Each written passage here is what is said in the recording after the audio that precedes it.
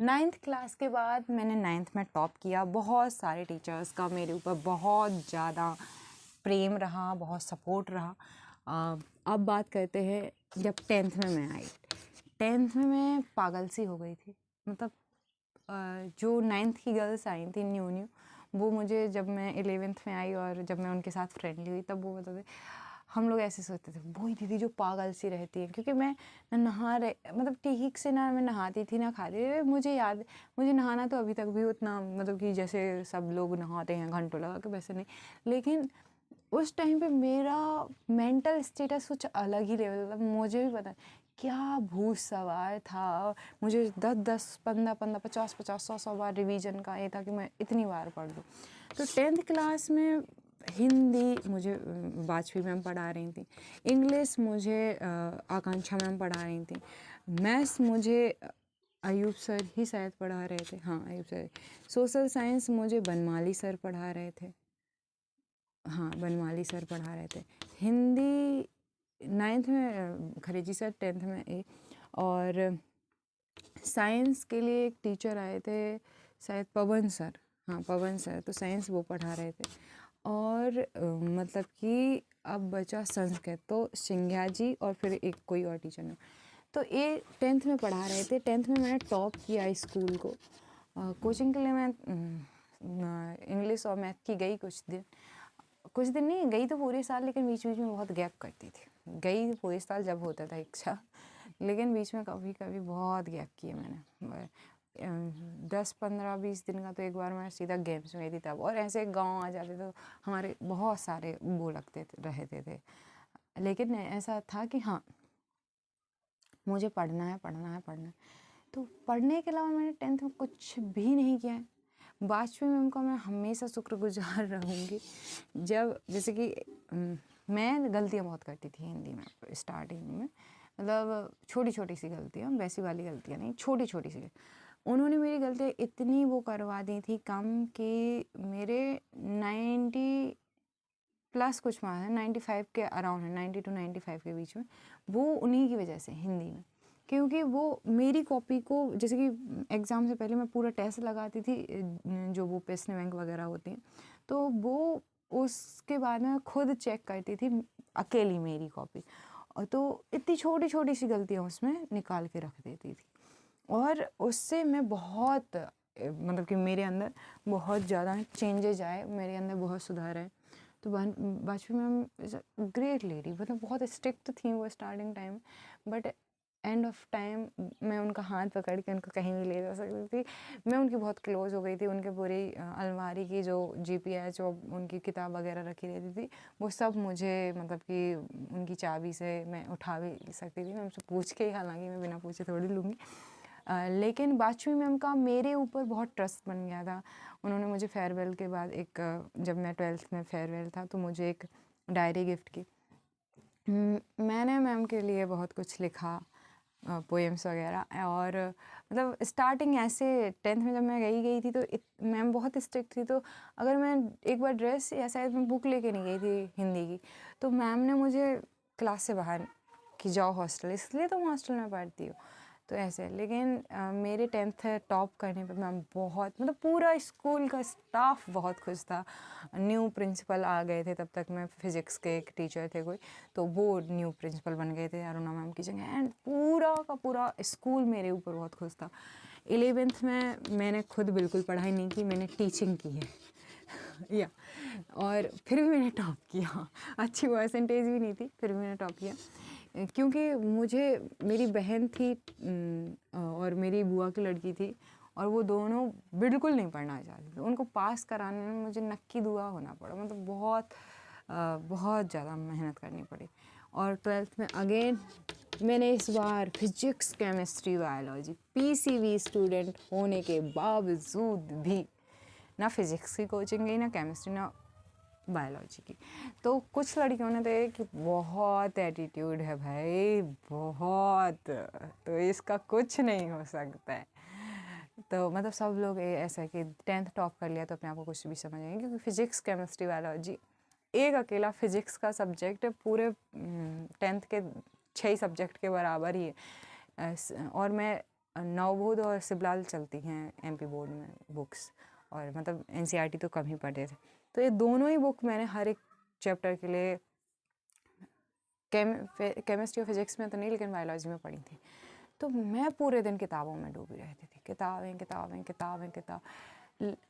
Hopefully मैंने 12th top करा।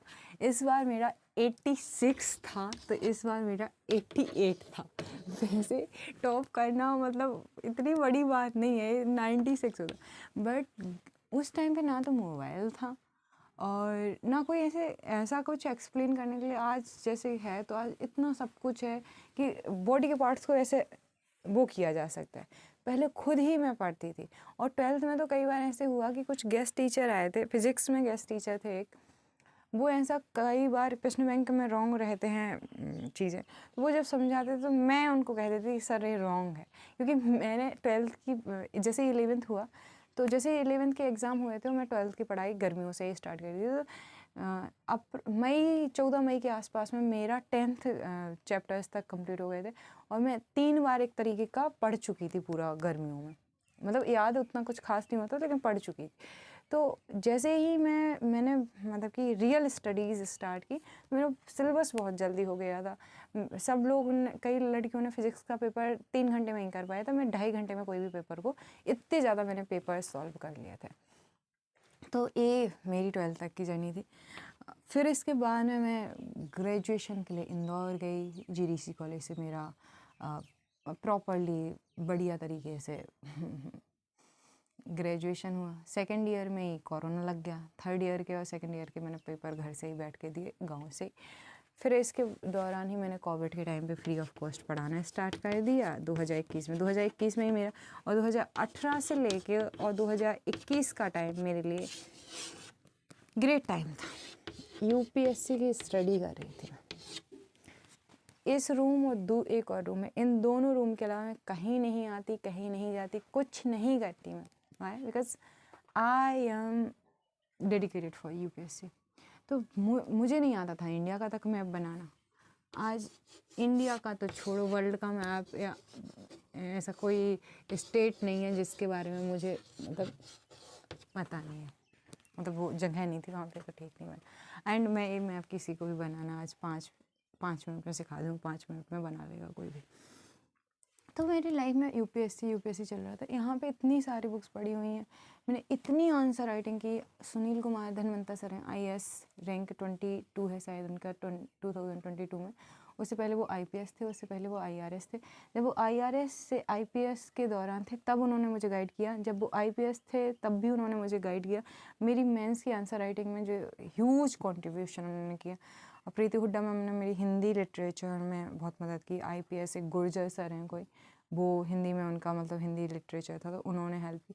ऐसे बहुत सारे जो क्वालिफाइड मतलब कि जो टॉपर रहे, उन सब ने मुझे यूपीएससी के मेंस आंसर राइटिंग में बहुत हेल्प किया। मतलब सोचो, एक गांव में बैठी लड़की जिनसे मैं कभी उन लोगों से नहीं मिली, उन सब ने मेरी मदद की लाइफ में।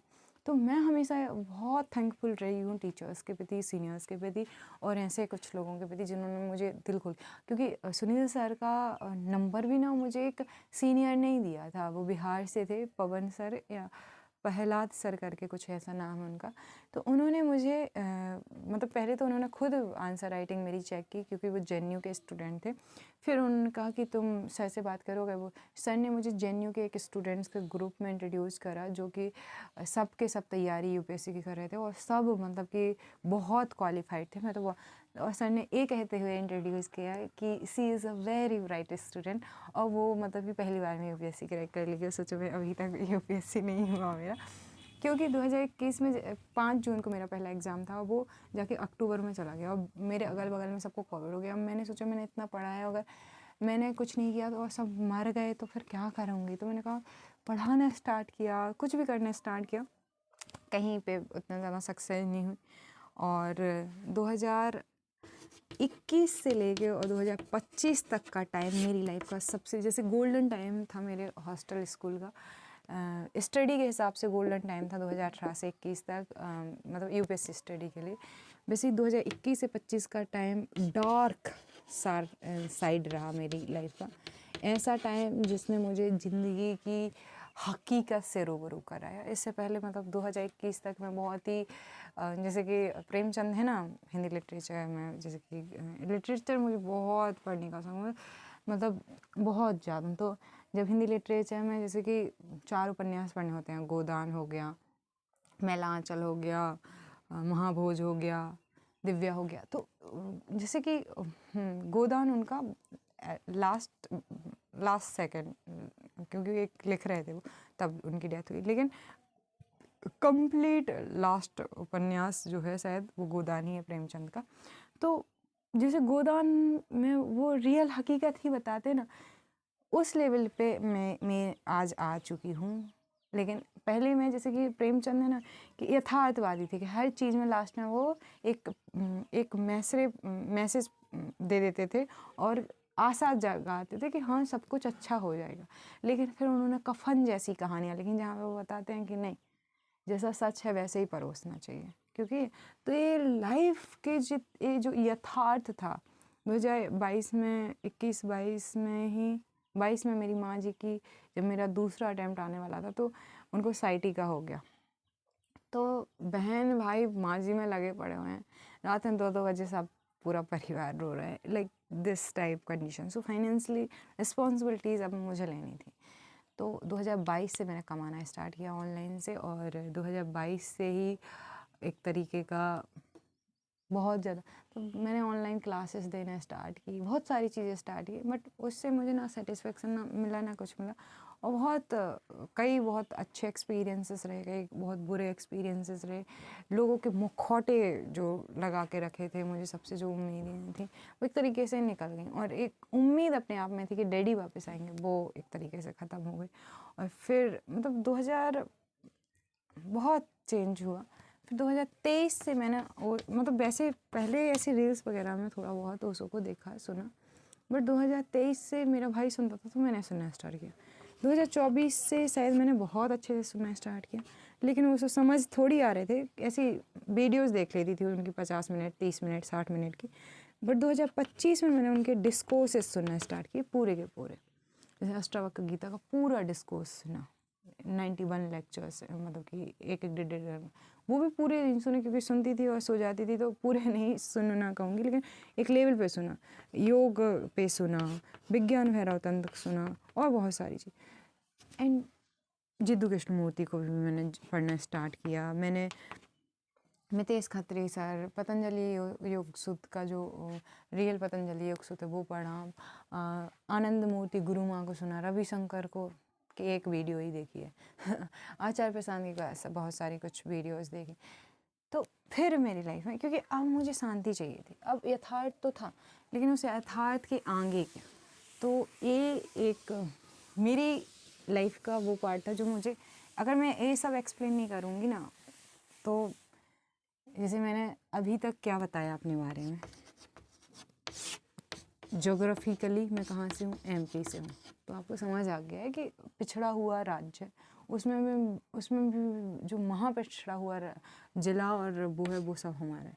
तो मतलब ये बस मैं कहूँगी कि जोग्राफिकली मैंने अपने आप को बता दिया, हिस्टोरिकली मैंने बता दिया कि मेरी हिस्ट्री क्या रही।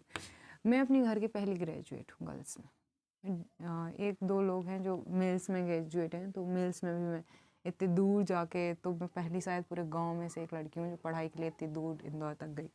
तो हिस्टोरिकली मैंने बता दिया, पॉलिटिकली मैंने बता दिया कि मेरा कुछ खास उसमें ओपिनियन नहीं था।